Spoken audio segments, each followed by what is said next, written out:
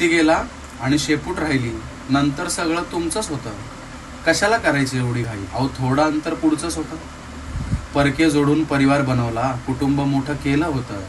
रोषणाईचं स्वप्न त्याने प्रत्येक माणसाला दिलं होतं. एकेकाची समजूत अहो तो तुमच्याचसाठी काढत होता.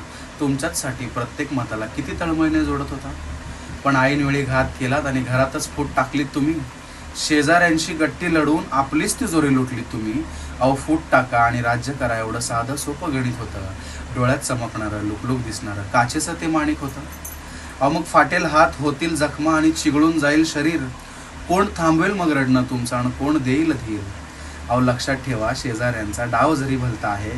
अहो लक्षात ठेवा शेजाऱ्यांचा डाव जरी भलता आहे. ते शेवटी शेजारी हो, पण खरा बाप तर चुलता आहे. पण चुलत्यानेच शहर दाखवले आणि तुम्ही गावात सोडून आलात. थकलेल्या बापांना सोडून शहाण्यांनो भुरट्यांच्या मागे गेलात. अहो मग दूर तारे, दूर सूर्य आणि दूर तुमचा तो चंद्र आहे. जरी तुमचा बाप असेल तो, पण त्याचा पुत्र जितेंद्र आहे. तुमचं तुम्हाला कळेल एक दिवशी, तेव्हा रुसलेला असेल तो. हुंदका दाटेल अक्षरशः आणि पावला पावलात दिसेल तो. मग आठवेल एक एक गोष्ट आणि मग हिशेब लागेल. मग आठवेल एक एक गोष्ट आणि मग हिशेब लागेल. किती दिलं आणि काय काय केलं. अजिंक्य नजरा पाडून बघेल, अजिंक्य नजरा पाडून बघेल.